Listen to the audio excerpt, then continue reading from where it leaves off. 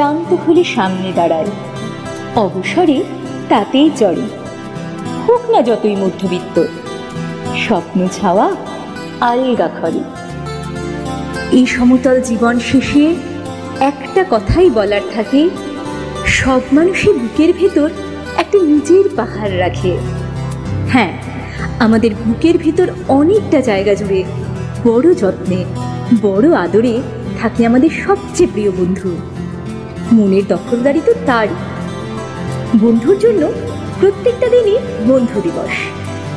যদিও আগস্ট মাসের প্রথম রবিবার দেশব্যাপী উদযাপিত হয় ন্যাশনাল ফ্রেন্ডশিপ ডে, অর্থাৎ জাতীয় বন্ধু দিবস।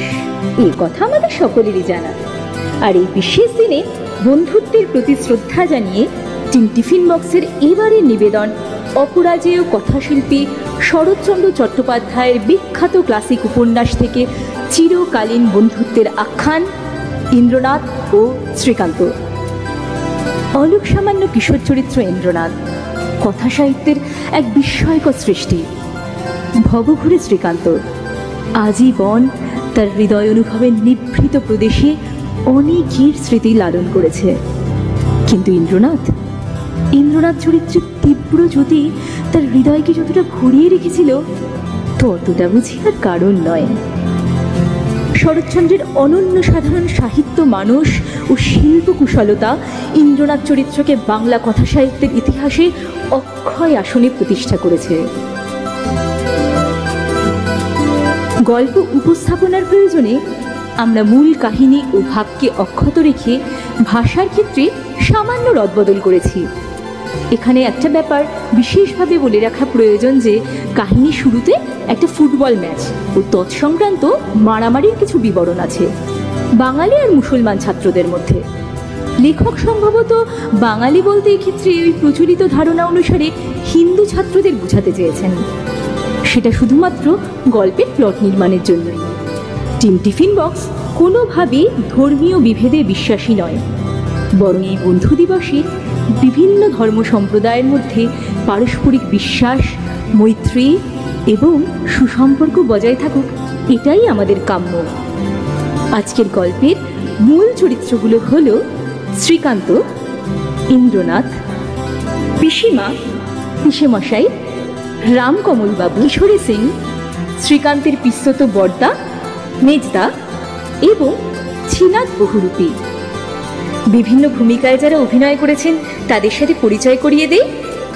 গল্প পাঠ ও শ্রীকান্ত মুখ্য চরিত্রে ডক্টর স্বদেশ মান্না।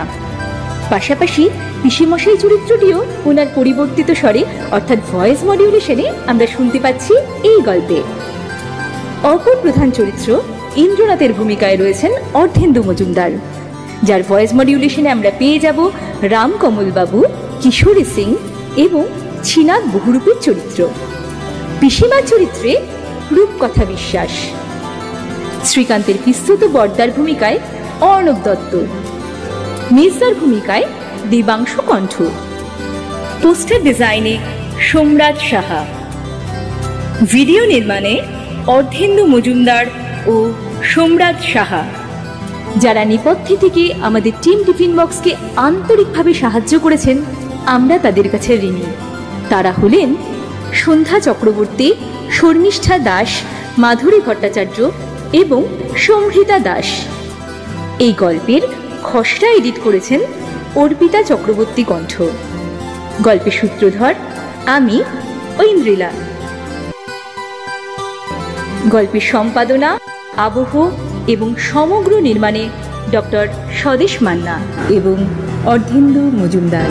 শুরু হচ্ছে আজকের গল্প ইন্দ্রনাথ ও শ্রীকান্ত। আজ প্রথম পর্ব। আমার এই ভবঘুরে জীবনের অপরাহ্ন বেলায় দাঁড়িয়ে এর একটা অধ্যায় বলতে বসে আজ কত কথাই না মনে পড়ছে। ছেলেবেলা থেকে এমনি করেই তো বুড়ো হলাম। আত্মীয় অনাত্মীয় সকলের মুখে শুধু একটা না ছি ছি শুনতে শুনতে নিজেও নিজের জীবনটাকে একটা মস্ত ছি ছি ছাড়া আর কিছুই ভাবতে পারি না। কিন্তু কি করে যে জীবনের প্রভাতেই এই সুদীর্ঘ ছিছির ভূমিকা চিহ্নিত হয়ে গিয়েছিল, বহু কালান্তরে আজ সেই সব স্মৃত ও বিস্মৃত কাহিনীর মালা গাঁথতে বসে যেন হঠাৎ সন্দেহ হচ্ছে, এই ছিছিটা যত বড় করে সবাই দেখাচ্ছে হয়তো ঠিক তত বড় ছিল না। যা বলতে চাইছি তাই বলি, কিন্তু বললেই তো বলা হয় না। ভ্রমণ করা এক, আর তা প্রকাশ করা আর এক। যার পা দুটো আছে সে ভ্রমণ করতে পারে, কিন্তু হাত দুটো থাকলেই তো আর লেখা যায় না। সে যে ভারী শক্ত। তাছাড়া মস্ত মুশকিল হয়েছে আমার এই যে ভগবান আমার মধ্যে কল্পনা কবিত্বের বাষ্পটুকুও দেননি। এই দুটো পোড়া চোখ দিয়ে যা দেখি ঠিক ততটুকুই লিখি। কিন্তু কি করে যে ভব ঘুরে হয়ে পড়লাম সে কথা বলতে গেলে প্রভাত জীবনে এ নেশায় কে মাতিয়ে দিয়েছিল তার একটু পরিচয় দেওয়া আবশ্যক। তার নাম ইন্দ্রনাথ।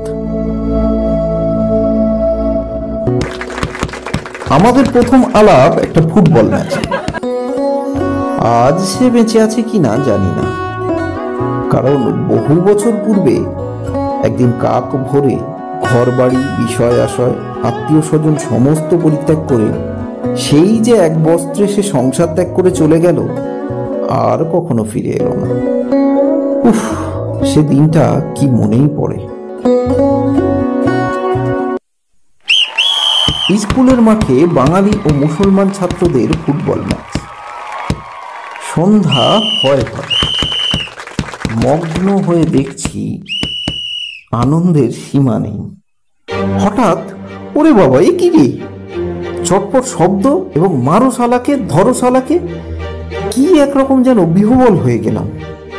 মিনিট 2-3, ইতিমধ্যে কে যে কোথায় অন্তর্ধান হয়ে গেল ঠাহর পেলাম না।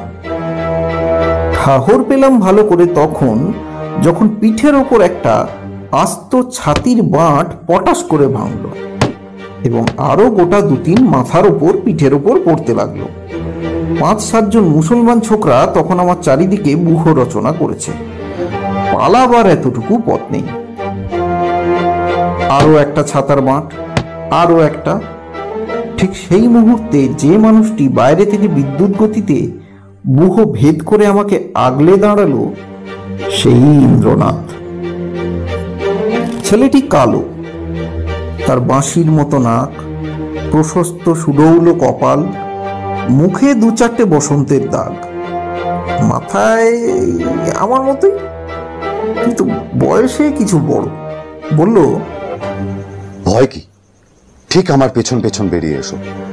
ছেলেটির বুকের ভিতর সাহস এবং করুণা যা ছিল তা সুদুর্লভ হলেও অসাধারণ হয়তো নয়, কিন্তু তার হাত দুটো যে সত্যিই অসাধারণ তাতে লেশ মাত্র সন্দেহ নেই। শুধু জোরের জন্য বলছি না, সে দুটি দৈর্ঘ্যে তাহার হাঁটুর নিচে পর্যন্ত। এটার সুবিধা এই যে ব্যক্তি জানতো না, তার কশ্চিনকালেও এ আশঙ্কা মনে উদয় হতে পারে না যে বিবাদের সময় ওই খাটো মানুষটি অকস্মাৎ 1.5 লম্বা একটা হাত বের করে তার নাকের ওপর এই আন্দাজের ঘুষি মারবে। সে কি মুষ্টি! বাঘের থাবা বললেই হয়। মিনিট 2-এর মধ্যে তাহার পিঠ ঘেঁষে বাইরে এসে পড়লাম। ইন্দ্র বিনা আড়ম্বরে বলল, পালা! ছুটতে শুরু করলাম। বললাম, তুমি? সে রুক্ষভাবে জবাব দিল, তুই পালা না, গাধা কোথাকার। গাধাই হই আর যাই হই, আমার বেশ মনে পড়ে আমি হঠাৎ ফিরে দাঁড়িয়ে বলেছিলাম, না, একা পালাতে পারলাম না। ইন্দ্র একবার আমার মুখের দিকে চেয়ে বলল, না তবে কি, দাঁড়িয়ে মার খাবে নাকি? ওই ওই ওই দিক থেকে ওরা আসছে। আচ্ছা, তবে খুব কষে দৌড়ো। এ কাজটা বরাবরই খুব ভালো পারি। বড় রাস্তার উপরে এলাম, তখন সন্ধ্যা হয়ে গিয়েছে। দোকানে দোকানে আলো জ্বলে উঠেছে। ইন্দ্র অতি সহজ স্বাভাবিক গলায় কথা বলল। আমার গলা শুকিয়ে গেছিল, কিন্তু আশ্চর্য, সে এতটুকুও হাঁপায়নি। এতক্ষণ যেন কিছুই হয়নি। জিজ্ঞেস করলো, তোর নাম কি রে? শ্রীকান্ত। শ্রীকান্ত, আচ্ছা। বলে সে তার জামার পকেট থেকে এক মুঠো শুকনো পাতা বের করে কিছুটা নিজের মুখে পুরে দিল, কিছুটা আমার হাতে দিয়ে বলল, বেটাদের খুব ঠকেছি, এনে চিবো। কি এ? সিদ্ধি। আমি অত্যন্ত বিস্মিত হয়ে বললাম, সিদ্ধি? এ আমি খাইনি। সে ততোধিক বিস্মিত হয়ে বলল, খাসনে? কোথাকার গাধারে? বেশ নেশা হবে, চিবো, চিবিয়ে গিলে ফেল। নেশা জিনিসটার মাধুর্য তখন জানি না, তাই ঘাড় নেড়ে ফিরিয়ে দিলাম। সে সেটা নিজের মুখে নিয়ে চিবিয়ে গিলে ফেলল। আচ্ছা, তাহলে সিগারেট খা। বলেই আর একটা পকেট থেকে গোটা 2 সিগারেট ও দেশলাই বার করে একটা আমার হাতে দিয়ে অন্যটা নিজে ধরিয়ে ফেলল। তারপর তার 2 হাত বিচিত্র উপায়ে জড়ো করে সেই সিগারেটটাকে কলকের মতো টানতে লাগলো। বাপরে, সে কি টান! এক টানে সিগারেটের আগুন মাথা থেকে তলায় নেমে আসলো। চারিদিকে লোক। আমি অত্যন্ত ভয় পেলাম। সভয়ে প্রশ্ন করলাম, এই চুরুট খাওয়া কেউ যদি দেখবে না? ফেললেই বা, সবাই জানে। বলে স্বচ্ছন্দে সে টানতে টানতে রাস্তার মোড়ে ফিরে আমার মনের ওপর একটা প্রগাঢ় ছাপ মেরে দিয়ে আর একদিকে চলে গেল। আজ আমার সেই দিনের অনেক কথাই মনে পড়ছে। শুধু এটা মনে করতে পারছি না, ওই অদ্ভুত ছেলেটিকে সেদিন ভালোবেসেছিলাম, নাকি তার প্রকাশ্যে সিদ্ধি ও ধূমপান করার জন্য তাকে মনে মনে ঘৃণা করেছিলাম। তারপরে মাসখানেক কেটে গেছে। সেদিনের রাতটা যেমন গরম, তেমনি অন্ধকার। কোথাও গাছের একটা পাতা পর্যন্ত নড়ে না। ছাদের উপর সবাই শুয়েছিলাম। 12টা বাজে, তাও কারো চোখে ঘুম নেই। হঠাৎ কি মধুর বাঁশি কানে আসতে লাগলো। সহজ রামপ্রসাদী সুর। কত তো শুনেছি, কিন্তু বাঁশিতে যে এমন মুগ্ধ করে দিতে পারে জানতাম না।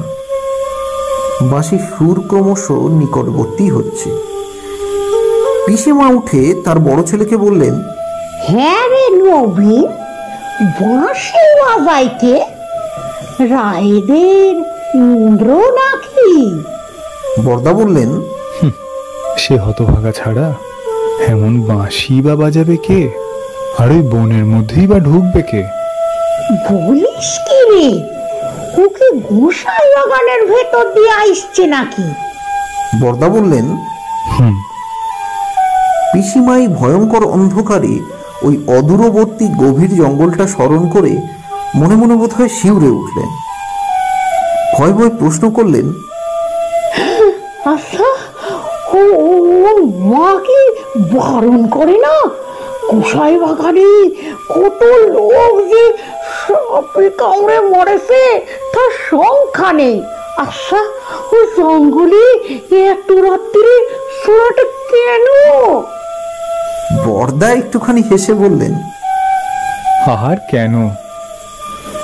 ও পাড়া থেকে এ পাড়ায় আসার এই সোজা পথ। যার ভয় নেই, প্রাণের মায়া নেই, সে কেন বড় রাস্তা ঘুরতে যাবে মা? ওর শিগগির আসা নিয়ে দরকার। তা সে পথে নদী নালাই থাক, আর সাপ খোপ বাঘ ভালুকি থাক।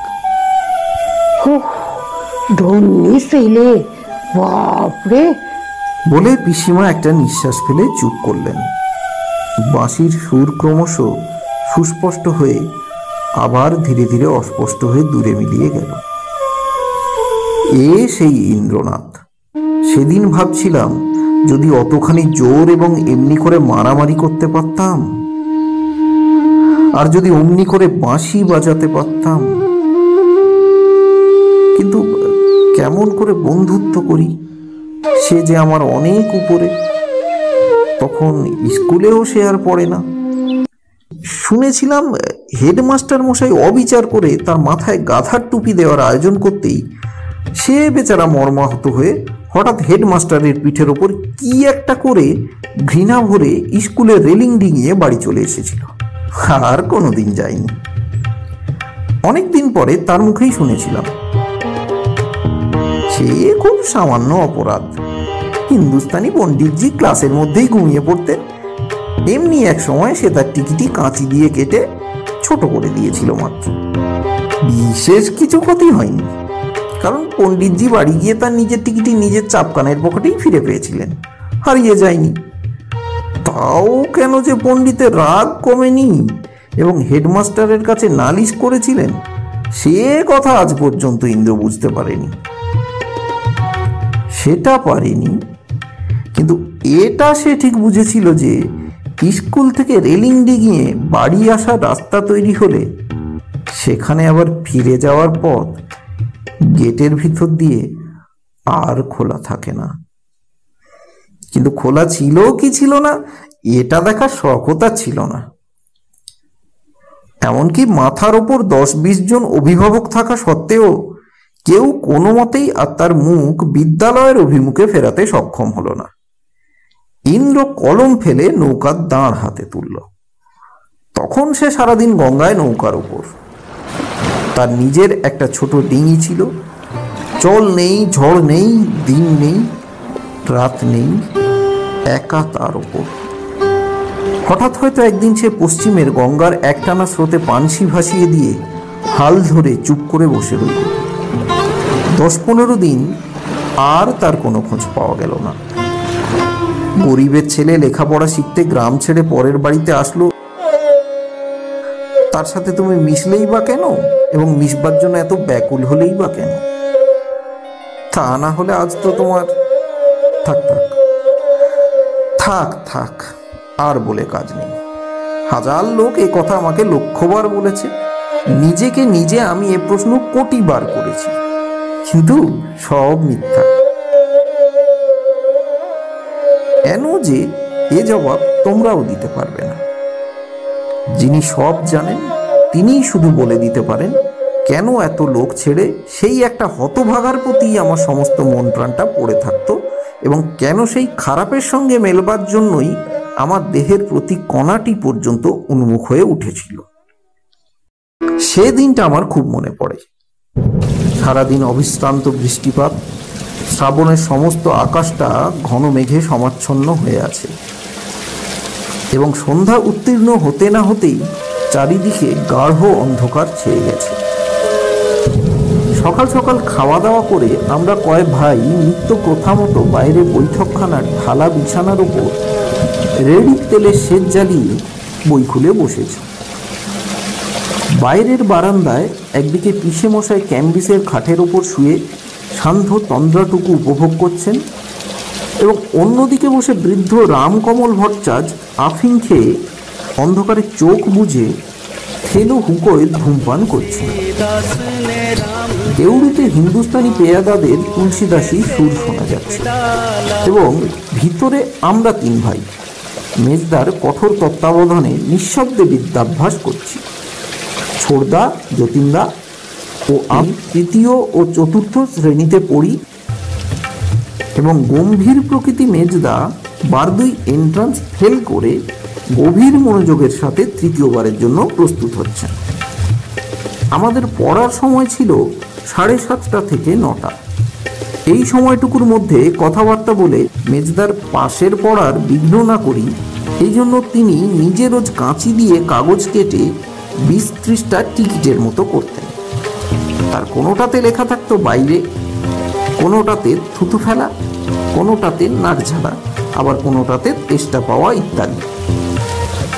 যতীনদা একটা নাক ঝাড়া টিকিট নিয়ে মেজদার সামনে দিলেন। মেজদা তাতে স্বাক্ষর করে লিখে দিলেন 8:33 হতে 8:34 পর্যন্ত, অর্থাৎ এই সময়টুকুর জন্য সে নাক ঝাড়তে যেতে পারে।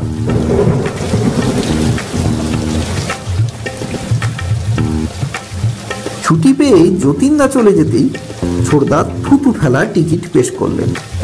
মেজদা না লিখে দিলেন। কাজেই ছোড়দা মুখ ভারী করে মিনিট 2-3 বসে থেকে তেষ্টা পাওয়া আর্জি দাখিল করলেন। এবার মঞ্জুর হলো। মেজদা সই করে লিখলেন, 8:41 হতে 8:47 পর্যন্ত। পরোয়ানা নিয়ে ছোটদা হাসি মুখে বেরোতেই যতীনদা ফিরে এসে হাতে টিকিট দিতেই মেজদা ঘড়ি দেখে সময় মিলিয়ে একটা খাতা বের করে সেই টিকিট আঠা দিয়ে এঁটে রাখলেন। সপ্তাহ পরে এইসব টিকিটের সময় ধরে কৈফিয়ত তলব করা হতো। এইভাবে মেজদা অত্যন্ত সতর্কতায় এবং সুশৃঙ্খলায় আমাদের এবং তার নিজের এতটুকু সময় নষ্ট হতো না। প্রত্যহ এই 1.5 ঘন্টা কাল বিদ্যাভ্যাস করে রাত্রি 9টার সময় আমরা যখন বাড়ির ভিতর শুতে আসতাম, তখন মা সরস্বতী নিশ্চয়ই ঘরের চৌকাঠ পর্যন্ত আমাদের এগিয়ে দিতেন। কিন্তু মেজদার দুর্ভাগ্য, তার নির্বোধ পরীক্ষকগুলো তাকে কোনোদিন চিনতেই পারল না।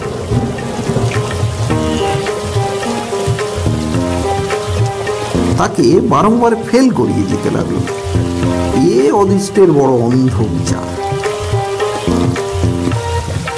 সে রাত্রেও ঘরের বাইরে ওই জমাট অন্ধকার এবং বারান্দায় তন্দ্রাভিভূত সেই দুটো বুড়ো, ভিতরে মৃদু দীপালোকের সামনে গভীর অধ্যয়নরত আমরা 4টি প্রাণী।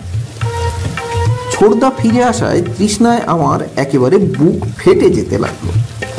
কাজেই টিকিট পেশ করতেই মেজদা তাঁর সেই টিকিট আঁটা খাতার উপর ঝুঁকে পড়ে পরীক্ষা করতে লাগলেন তৃষ্ণা পাওয়াটা আমার আইনসঙ্গত কিনা, অর্থাৎ কাল পরশু কি পরিমাণে জল খেয়েছিলাম। হঠাৎ আমার ঠিক পিঠের কাছে একটা হুম শব্দ এবং সঙ্গে সঙ্গে ছোটদা ও যতীনদার সমবেত আর্তকণ্ঠের গগনভেদী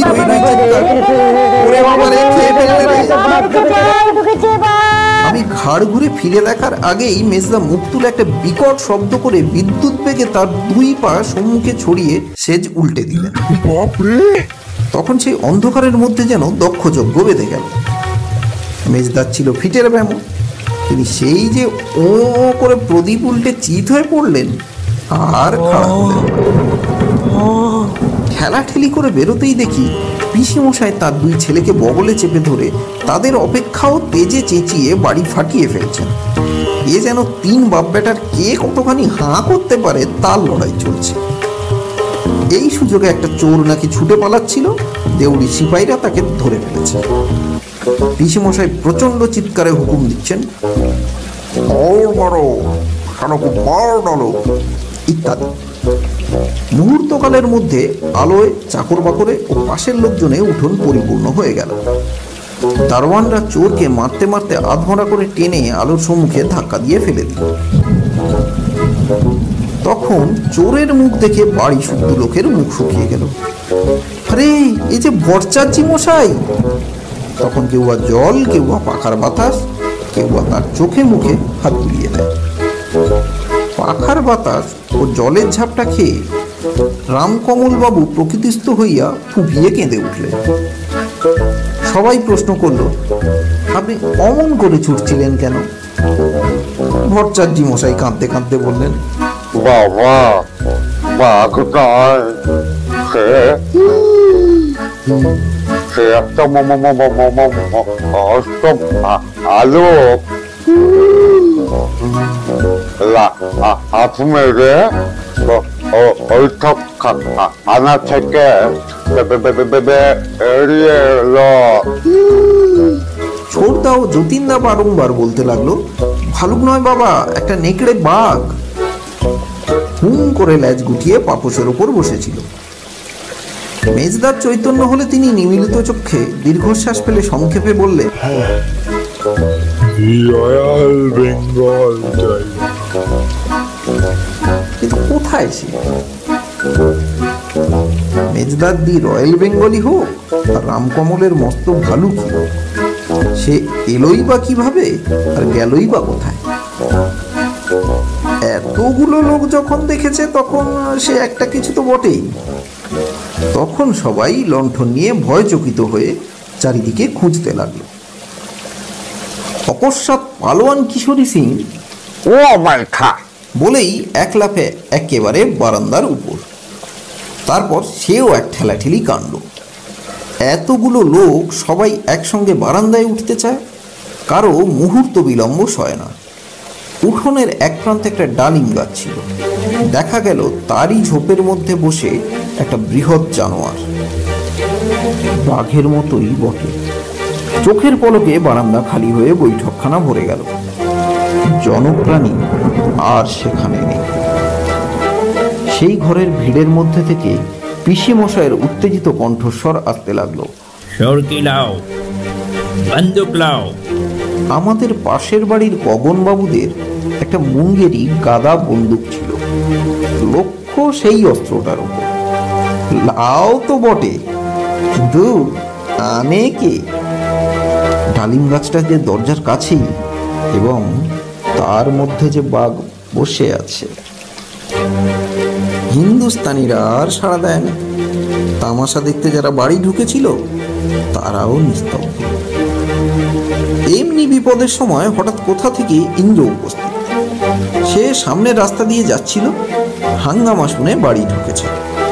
নিমেষে শতকণ্ঠ চিৎকার করে উঠল, ওরে বাঘ বাঘ, পালিয়ে আয় রে ছোড়া, পালিয়ে আয়।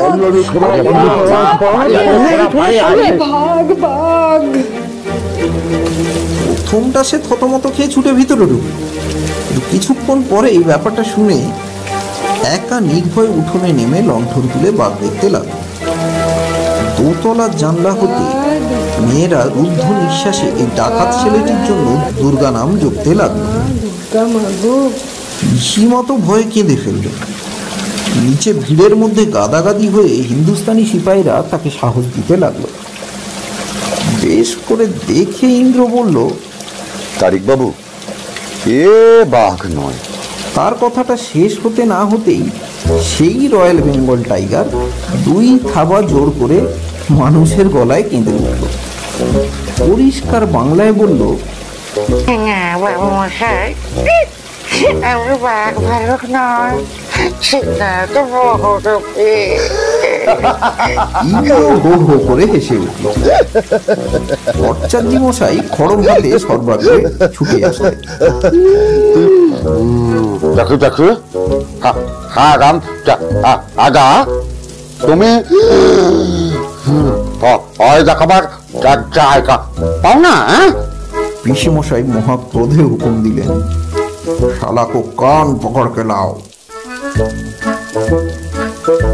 কিশোরী সিং তাকে প্রথমে দেখেছিল, সুতরাং তারই দাবি সর্বাপেক্ষা অধিক বলে সেই গিয়ে তার কান ধরে হিড়হিড়ি করে টেনে আনলো।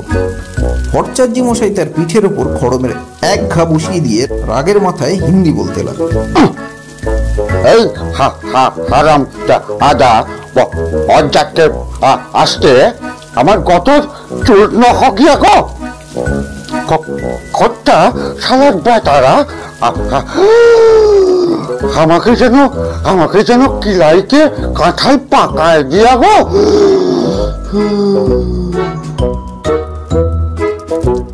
শ্রীনাথের বাড়ি বারাসাতে। সে প্রতি বছর এই সময়টায় একবার করে রোজগার করতে আসে। কালও সে এ বাড়িতে নারদ সেজে গান শুনিয়ে গিয়েছিল।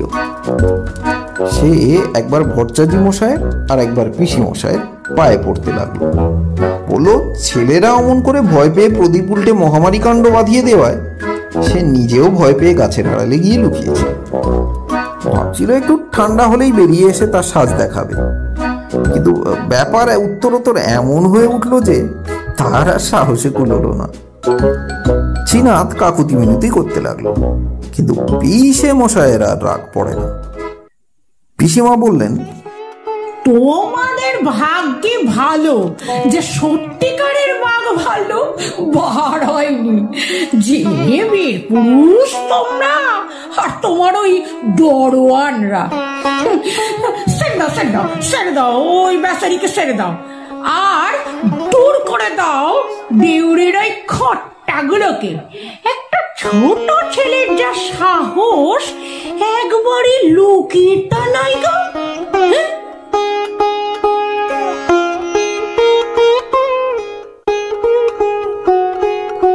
পিসে মশাই কোনো কথাই শুনলেন না, বরং পিসিমার এই অভিযোগে চোখ পাকিয়ে এমন একটা ভাব করলেন যে ইচ্ছে করলেই তিনি এই সকল কথার যথেষ্ট সদুত্তর দিতে পারেন।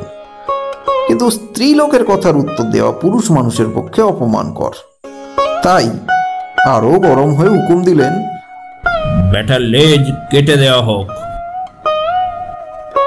তখন তার সেই রঙিন কাপড় জড়ানো সুদীর্ঘ খড়ের লেজ কেটে তাকে তাড়িয়ে দেওয়া হলো। পিসিমা রাগ করে বললেন, রেখে দাও, ওটা তোমাদেরই কাজে লাগবে। শুনছিলেন আজকের গল্প ইন্দ্রনাথ ও শ্রীকান্ত। অভিনয় ছিলেন ডক্টর স্বদেশ মান্না, অর্ধেন্দু মজুমদার, রূপকথা বিশ্বাস, অর্ণব দত্ত, দেবাংশু কণ্ঠ।